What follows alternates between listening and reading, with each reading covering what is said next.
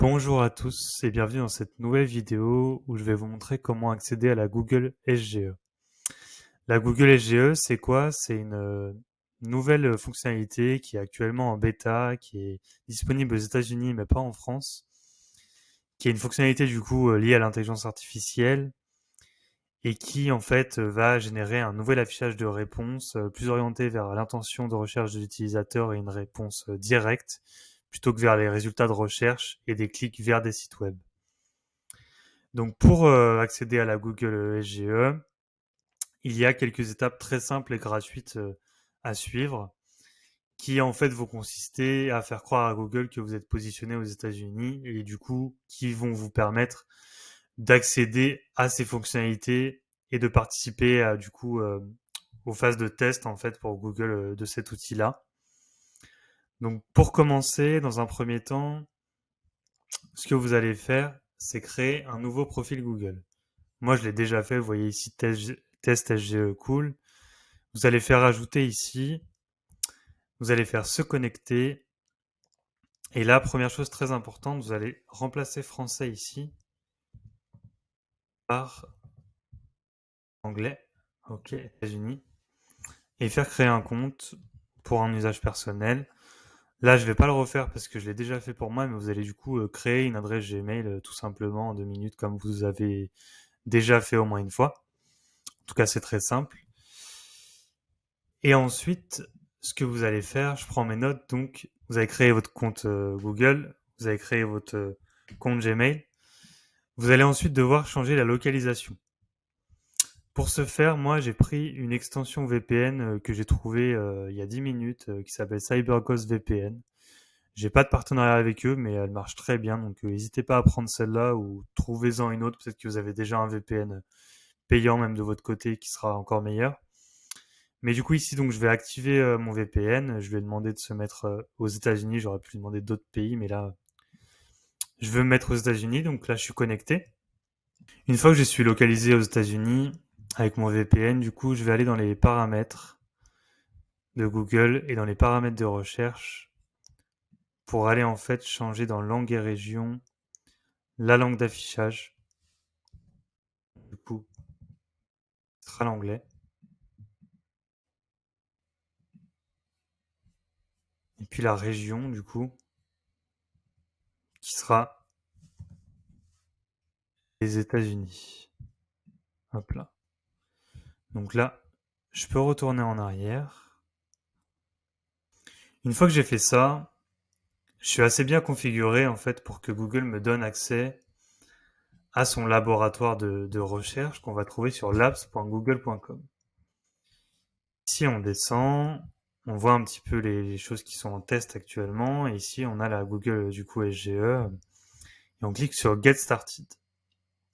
Donc pour en fait participer justement à ce grand laboratoire de recherche et utiliser du coup les fonctionnalités nouvelles qui sont en version test du côté de Google. Ici, j'accède du coup donc à la page pour activer du coup la SGE, les différentes fonctionnalités qui vont avec, notamment quelque chose d'intéressant ici que j'ai pas encore testé mais qui permettrait d'ajouter des informations directement dans des Google Sheets. Donc pour gagner pas mal de temps, ça peut être intéressant à tester. Et du coup, en fait, si cette page-là s'affiche bien, j'insiste là-dessus, c'est parce que j'ai réglé mon VPN et mes réglages de localisation différents pour les États-Unis et la langue anglaise.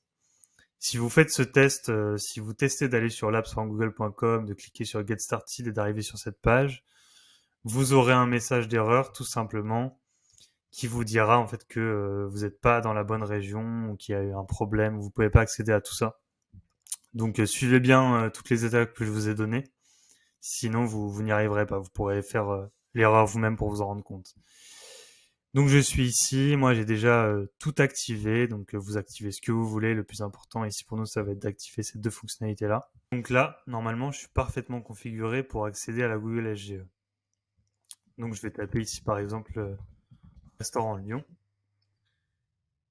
Et donc là en fait est en train de charger quelque chose que je n'ai pas l'habitude d'avoir au-dessus du coup des résultats basiques de recherche Google. C'est du coup les résultats de la Google SGE. Les résultats de la Google SGE, ils vont aller directement à l'essentiel en me donnant des restaurants proches et bien notés avec beaucoup d'avis. Ils vont aussi me donner la carte pour les localiser. Et puis, ils vont aussi me proposer d'autres possibilités. Ils vont me proposer en fait d'entrer directement en conversation avec du coup la SGE, comme on pourrait le faire dans Google Bard, pour du coup, à partir de ces résultats-là, demander d'autres choses. Et en fait, là, ce que je peux faire, c'est plutôt lui dire, dans tout ça, donne-moi que les restaurants italiens. Donc là, je suis toujours à Lyon, et du coup, il devrait me donner les meilleurs résultats de restaurants italiens à Lyon. Je conseille notamment celui-là que j'ai testé, qui est pas mal du tout. Beaucoup d'attentes et pas de réservation possible. Voilà, celui-là aussi très bien, celui-là aussi pas mal. Voilà, donc là, vous avez cette possibilité-là, en fait, d'entrer en conversation après votre première recherche.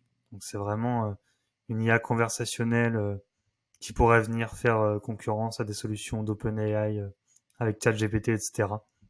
Là, on a vraiment une intégration pour matcher avec Google Bard. Malgré ça, vous avez quand même, au-delà des résultats que vous avez en dessous, accès une nouvelle fois aux meilleures pages pour en savoir plus. Donc sous chaque résultat. Vous pouvez aussi ici sous chaque sous-résultat avoir ces choses-là. Et ce qui est intéressant, c'est que du coup ça va vous permettre de travailler sur des requêtes très précises et vraiment d'être trouvé pour ce que vous faites. Donc ça va vous ouvrir la possibilité à vous positionner sur des requêtes qui sont peut-être moins concurrentielles parce que vous avez un produit innovant. Et en fait, ce qui marche aujourd'hui pour n'importe quel projet ou entreprise, c'est d'être innovant, de proposer quelque chose au-delà du fait que ça soit qualitatif de spécifique. Donc vous allez pouvoir travailler plutôt sur votre image de marque, etc. et fournir les bons résultats.